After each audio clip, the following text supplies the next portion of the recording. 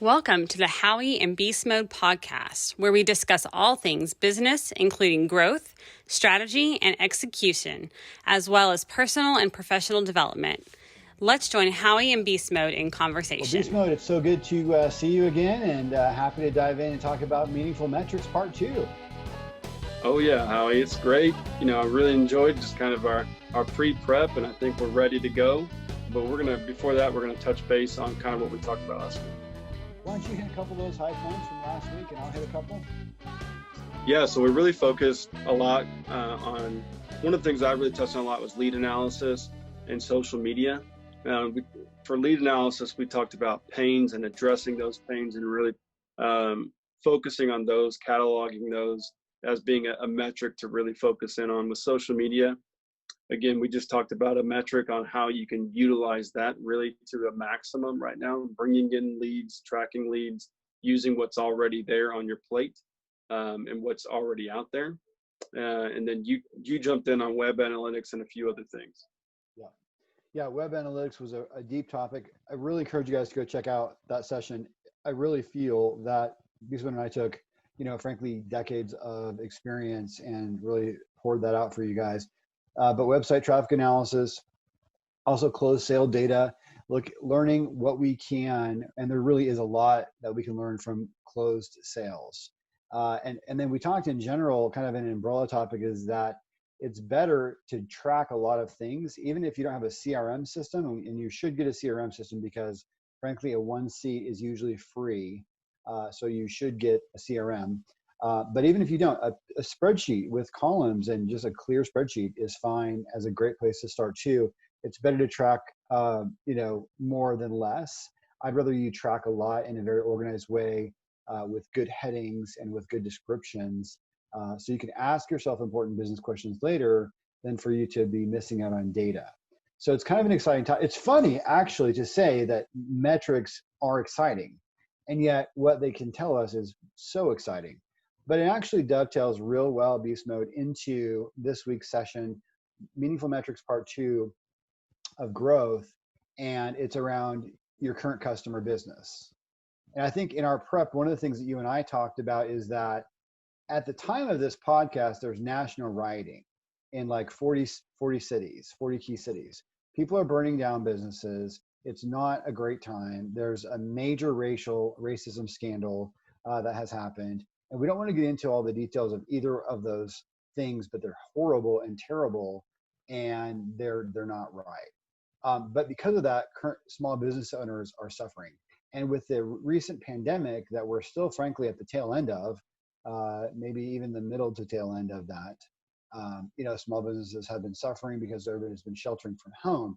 So we talked a little bit about in the past, I think maybe last week, that it's 70% easier to cross-sell a current customer than it is to actually land a new customer.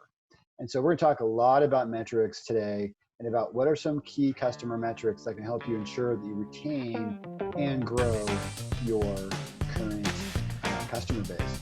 And Beastmode, I think the very first thing was, from a database perspective, just trackability. I mean, what are some thoughts you've got on, data hygiene for your current customer business? Yeah, probably the simplest that you have are closed deals. So you know who you've sold to. And again, this crosses all boundary lines. It doesn't matter if you're in manufacturing or if you're in electronics or if you're in B2B or B2C. Who are you selling to? How often are you selling them to? When's the last time you sold to them? What did they buy? You should have all that. Now, if you don't have it in a CRM, like Howie's talking about, I mean, we can go real basic, and you got an invoice, you got an email chain, you got a text message that says, and some of this, if you haven't been keeping up, is a little bit of grunt work, but the knowledge and the wisdom that comes out of it is so beneficial. So good. So good. Really a good example of this, actually. So my daughter has been doing a side hustle during college, just for the past few months, minimal months, less than 3 months, I would say, during the pandemic, especially. And it's basically a tie-dye, sweatshirt sort of company. And so she has 133 sales. She's been using social media and friendships and all kinds of, and sororities and all kinds of stuff to do these sales. Her customers are very happy because tie-dye is when you go to like Urban Outfitters, it's like $60. She's selling for 25 kind of thing. So she's a pretty happy customer base. She's had 133 sales of that. But now she's coming out with a new product line, which is shorts and tank tops. And so I looked at her tracking spreadsheet the other day, actually it was yesterday, and I was disappointed that she didn't have what the ship date was, what the ship address was, what their email address was, what their social handle was, how much they spent. It was pretty basic. It was like, here's the size they bought, which is actually useful. We want to know what their size is, so we know, we can make it easier for the next sale. But Beastmode and I actually did a little back of the napkin analysis. And if everybody bought shorts from my daughter and the new tie-dye tanks that she's coming out with, to all 133 customers, then it would be sales of something like $3,300. And for a starving, virtually speaking, college kid, I mean, that's a lot of money. That's actually triple the revenue that she made, not quite, almost triple the revenue that she made initially. And so think about that. She's literally leaving money on the table because she doesn't have the data of what she just sold into. But to Beastmode's perspective, it's true. She can go into emails and texts, and it's a lot of work. It's a lot of grunt work, as he was saying. But then she'll learn her lesson, and I'll help her with it. But then she'll have that data moving forward. And again, in her case, I don't know that I recommend a CRM. I might. I mean, well, we can look at that. But I think for her case, a Google spreadsheet might be good. But I fully concur with you that your texts, your emails, your invoices, your social DM message, all of those sources can be pulled together. And most of the people on the podcast don't have 7,000 customers to work with. If you do, you probably have a data team, and you're probably, we can certainly give you some thoughts and some advice of things you should be doing, because these apply, especially some of the later ideas in this podcast apply even to really big companies. But our heart is often for the mid-size shops. So a lot of our content. So Beastmode, I think the first thing, when we talk about one thing that we can all do right now to use metrics to help us is, understand what our retention rate is. So talk to us just a little bit about, what does that mean? What is retention rate, and why does that matter? Yeah, so the retention rate is your duration of your customers. And so if you got a 6-month deal on the table, when that's 6 months up, whenever you come back for the renewal, how many of those clients are renewing? That's one kind of avenue for retention. The other avenue of retention is how many of them make it through that 6-month deal. Okay. Now there's positives and all those things that we want to look at. We want to look at who's renewing. We want to look at who's extending, all those things. But more importantly, we want to look at who's not and why are they not. That information is so valuable. And oftentimes, sometimes in small to medium businesses, especially whenever you're almost dealing with the decision maker on both sides, you can almost get your feelings hurt and you don't ask that information. When somebody comes to you and says, hey, this isn't working out, we need to close the deal. Sometimes you just shut the door and you forget to ask and get that data, which is important, or there's an opportunity to follow up right afterwards, where the customer generally is very vocal and willing to give you the information. Again, positive or negative, it's irrelevant. And we want to be able to capture that, because that's what's going to help us not do that again in the future, or hopefully minimize. It's really interesting. I hadn't thought about the psychology, and I'm not a psychologist, but I like psychology, especially sales and customer psychology, actually. And one thing that you said kind of spoke to me, which is that, sometimes, we might have our feelings hurt, and we might not even, and even if it's not an active, like true feelings hurt, there might be a little bit of that dread that, I lost a customer and I want to close the file and I don't want to dig. And so that's a really good point, that if we can learn from that situation, what if you save 3 other customers? And what if by asking, sometimes it's actually fixable? And here we are with our feelings hurt or just having that dread, and we didn't ask. So I think those are meaningful metrics. Like, what are my loss reasons? And tracking that over time. Yeah, some of it could be as simple as miscommunication. And if it is, maybe you don't save that account, but then you immediately take that information and you go to every other account that you have and make sure that you're on the right track. Something so simple, and then, now you're clear moving forward. It's similar. It's interesting. We know this guy, Dennis, who does turnarounds, and Dennis, in a recent business collaboration group that we're a part of, told Beastmode and myself and this whole group that what he does when it comes to trying to do a turnaround, he actually looks for the single most dissatisfied customer. Because usually a lot of the problems that are affecting the whole business, for the reason why it needs to be turned around in the first place, you can actually find out in those top, one or two problematic customers. So you get this major, kind of like amplification event or effect, by asking the question. So I know in Dennis's perspective, he hasn't waited until they were lost.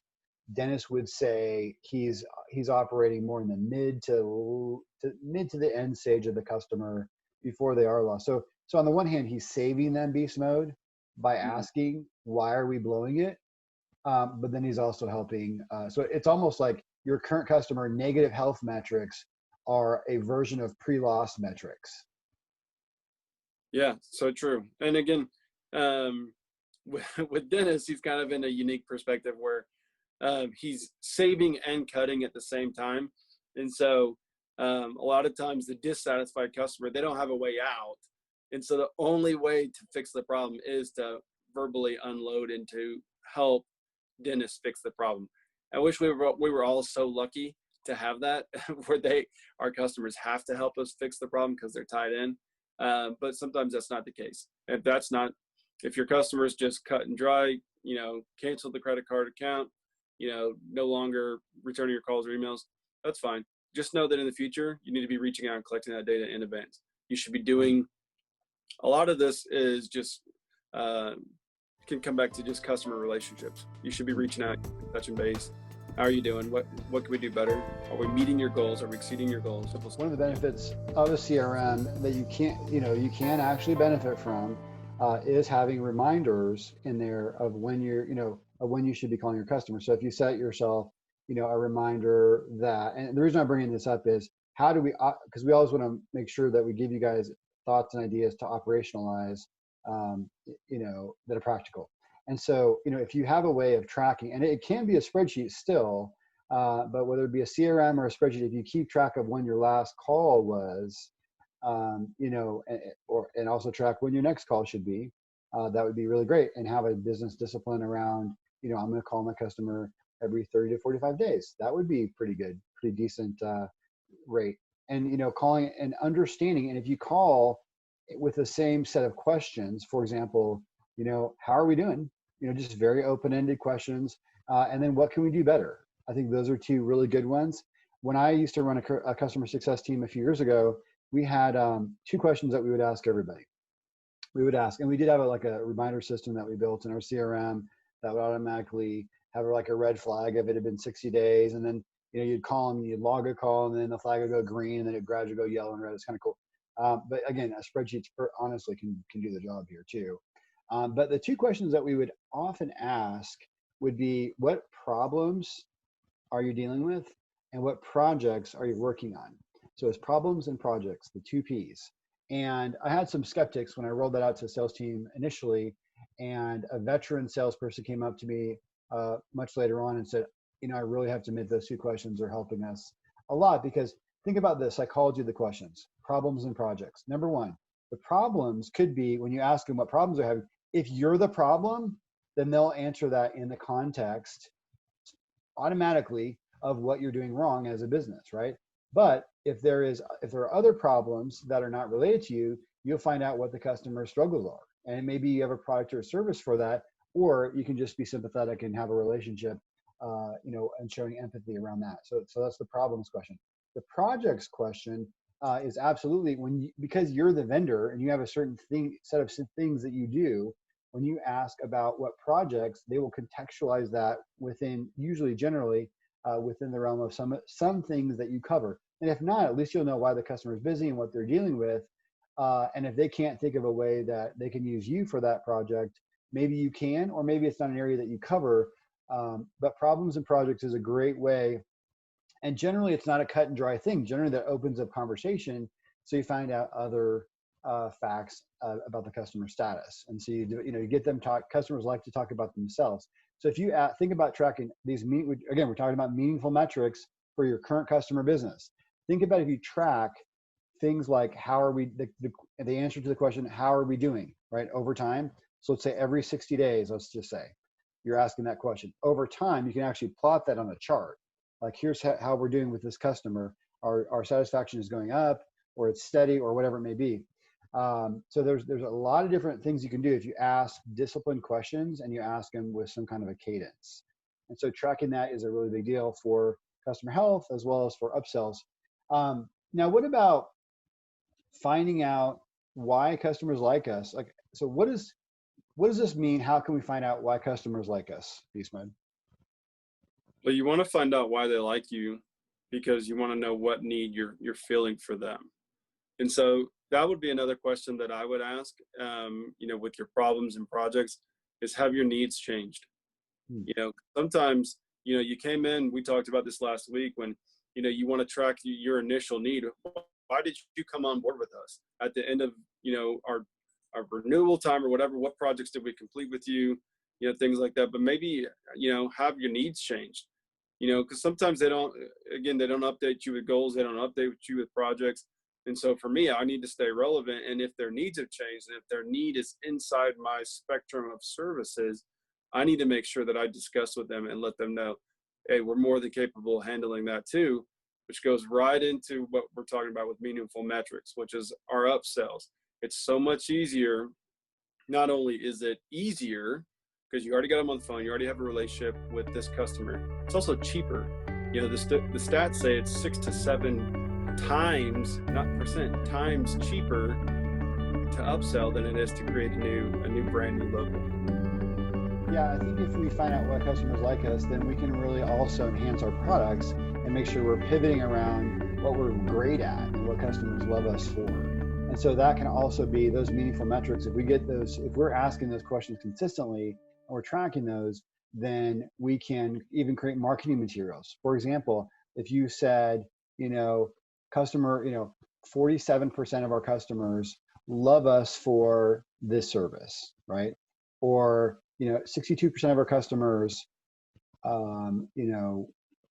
consider us the leader in this particular space, whatever it may be. But if you don't ask the questions, then you're not going to have the data. And if you don't track the data, then you're not going to have the data. So you can use it for sales, marketing, prospecting, and customer education. I mean, one of the things that we have seen in some of the places that I've worked is that when we have customers are very interested in what their peers in their space are doing. For example, I'm sure if you have a particular large marathon customer that does running events and all kinds of wonderful events for wonderful reasons, and there's a charity with it even, which is great too. But I'm sure that if you called 3 other marathons, like, Oklahoma City Marathon, you know what I mean? Or other marathons that you're not working with right now, and you gave them data about what's working and what's successful for your marathon customer, I'm sure they would be interested in those insights. Yeah, 100%. Yeah. When you take, now you got to be careful. I mean, you don't want to go across a non-compete or anything like that. But again, when you can go in the same industry or boundary lines, and you can just show, hey, this is where I've been successful. This is exactly what I've done. I've tracked the data. This is the growth I've brought them, or this is the revenue that I've increased them. And then again, you get to share your story. What's unique about you? There's a uniqueness about whatever you do, no matter what business you're in. Doesn't matter if you're selling software or if you're selling homes. There's something unique about you that makes you unique. And really, you're just looking for that opportunity to do that. And your metrics sometimes are the way in. I think it's huge. And I think customers really expect that when you're calling, that you're going to sell them something. And so I think there's a relationship and there's a trust building when you call them literally just to say, how are we doing? How are you using the service? How are you using our products? What thoughts do you have? Can I get a quote from you on something that you think is kind of cool? Or what advice would you give, XYZ Marathon to, the Phoenix Marathon? I'm going to be talking to them, next week. What thoughts do you have for them that would help them to be more successful? Like, what are 3 things that you would say would be a best practice to help them grow their their runner base, for example, or their donation base, whatever it may be. So Yeah, yeah, I think that's a big thing, to really provide those insights to the marketplace. yes, I do, and I do want to. I would be very reprieved if I didn't state this. Metrics are wonderful for your business and for closing deals. They're not good for introductory calls. There's no empathy with that. There's nothing associated with that. So you should not be touting metrics to new customers, in my opinion, at all. Quite frankly, when you tout new metrics to new customers, it comes across as bragging. That's what all stats say. It's not empathetic. All it does is show that I don't care about you. All I care about is stats. So there is a time and place for stats, but again, to utilize them, you have loss to. reasons, your retention rate. One of the things I think you and I are most excited about for this call, and I hate to make you guys wait 2/3 of the way through for this, but you're lucky now. So there's something called an opportunity matrix. So we kind of hinted about it a little bit ago when I talked about my daughter and her opportunity. But an opportunity matrix is basically, and it can be a spreadsheet. It's probably the easiest way to pull it off, or if you guys use Smart Sheets or whatever, or Google Sheets. But what you do is you basically list out your current customers. Let's just say on the left side, and then at the top, let's say you'll list your different products and services that are available to your customer base, right? And you'll pre-pop. It's a little bit of work, but this is worth it. Trust me. You basically pre-populate this spreadsheet with where, basically with cells with a dollar amount. For this customer, for example, I work with a landscaping company who does, about 80 to 90% of their businesses to cities and to big businesses and things of that nature, and 10, 20% to consumers like you and me. But they offer, traditional mowing and edging. They offer chemicals. They offer tree service. They offer landscape construction. I can't remember what else. There's maybe 5 or 6 product lines that they have. And as you guys can probably guess, I mean, nobody's got every product. Nobody's got every service from them.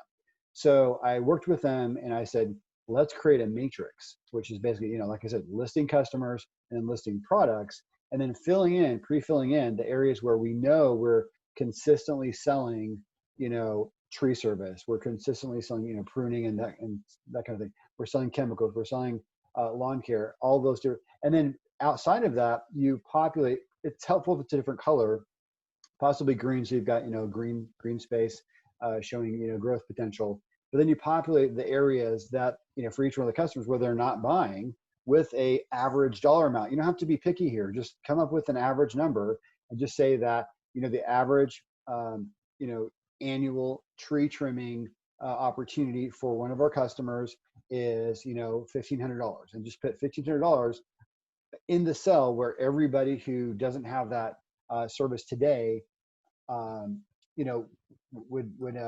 have that in the spreadsheet. And so basically that totals up your total opportunity. It tells you kind of like, what is my enterprise current sales opportunity? What is my what is my enterprise current product sales distribution of what I'm currently selling for each of my product lines? And then it gives you an opportunity, and I'm sorry for talking so much. I'll flip it over to you next. But it also gives you what is my current total, upsell opportunity as well. And so Beast Mode, I think this is an opportunity for customers or for podcast listeners, whether they're the owner or a general manager or a VP of sales or marketing, or if they're just somebody who's trying to make a difference, to really bring some insights that's all within their own walls.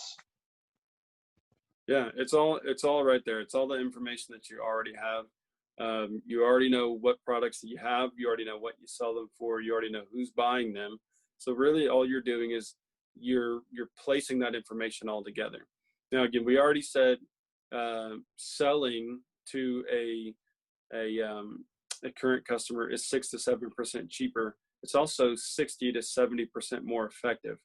And so when you're upselling or whenever you're leaving money on the table by not offering or by not touching base on those things, you're leaving a large volume of revenue, but you're also probably leaving an opportunity for retention. If a customer doesn't know that you offer a service, guess what? They're going to look for it. And Oh yeah. And whenever they call that person for tree trimming, and that person who's tree trimming says, hey, you know what? We do grass too. Well, they just took your opportunity because you didn't do I it. love you right now. I freaking love you right now. Keep going. It's just painful. Oh, you're so good. And so you got to do it. You have to do it. You got to have this information. You got to reach out, because if you don't do it, somebody else will. Howie. I mean, I literally had that. I totally forgot about that. I had that conversation with him, and it was like literally. I mean, it's so good of you to bring that conclusion. And we'll get into risk matrix in a second. But it literally is the truth that by you not upselling, by you not having a discipline of data and meaningful metrics to understand where your green spaces are, or some people call it a white space, your upsell spaces, and by you not tracking how many, when's the last time you called your customer, that kind of stuff, right? All these metrics, by not tracking your opportunity and your touches and your customer health, you're literally creating an opportunity for the competition. It's their job to take your business. It's their whole job. That's how, I mean, how do you guys think you get new logos? Yeah. They had something already. You took it, right? Unless you're totally farming and educating the market, in which case, God bless, and that does happen. But a lot of times you're taking away someone's share. Yeah. So Beast Mode killed it by helping understand it. And with that nice connectedness, you must have some connectedness in you, where with connectedness, you kind of see patterns. And that point is that so critical. If you guys can understand, literally by you not upselling, you're basically just opening the door for the competition. And his point is so good, because just because you didn't call about tree service, now someone else who offers tree and lawn got your lawn from them, right? Yeah. Not only did they get their tree that you didn't offer, which is probably not your number one service. Right, it's not, yeah. But they're going to take your number one service in the lawn by offering what you lack. And you know what? Oh man, I love that. And it's one of those things. Now, whenever you call, and again, just because 60 to 70%, it's that much easier to sell to a current client, doesn't mean they all do. And whenever they say no, which they will, you know what? You're going to have it documented. I talked to you about it. And you know what? They could give you some really, really vital information that they say, hey, you know what? We're staying out of this right now. We already have a long-term deal in. Or they could say, you know what? We're really tired of our current contract. And if you call back in April of next year, we will give it to you. And you better be sure if you didn't make that call, you're not gonna have that information. You better call them in March too. Yeah. And that's, again, having your data scored away, which is, guys, I really would make the case that, once you hit a certain point in your business, you need to have it in a CRM. That's an area I probably would be willing to have a call with people about to give you advice. I brought CRM into 2 different companies. I've made significant changes and done some business analysis, and helped out with that. So probably would help you out with that for some, for a basic conversation, or maybe a little bit more. So I know we really wanted to talk a little bit. We wanted to give you guys a teaser, which is a risk matrix, but I think we're going to cover that for next week. So we wanted to cover Beast Mode next time. We actually have a series. This whole thing, Meaningful Metrics, is basically a 4-part series. Yeah. And heck, it may become 5. I don't know. Right now, we've planned it to be 4-part. But I think I'll give them a preview of the next one. If you want to give them a preview of the one after that. But the preview of the next one for next week is managing risk. Finding and managing risk through meaningful metrics. So that's coming up. And one of the first things we'll cover next week is the risk matrix, which is so easy. Anybody can do it. And if you don't do it, it's going to hurt you. What about the following week, Beastmode? What are we going to cover then? We're going to be talking about meaningful metrics of finding savings, efficiencies, what we're manually doing versus what we can automate. Really, really great ways of really taking what we already have. We already touched base on a little bit of today. You can slim off some fat. Actually, I think we talked about it in the prep, where if you're going through your data and you realize, hey, I'm sending out, oh, right, good one, $2,000 in mailers to people, our customer not receiving it or whatever.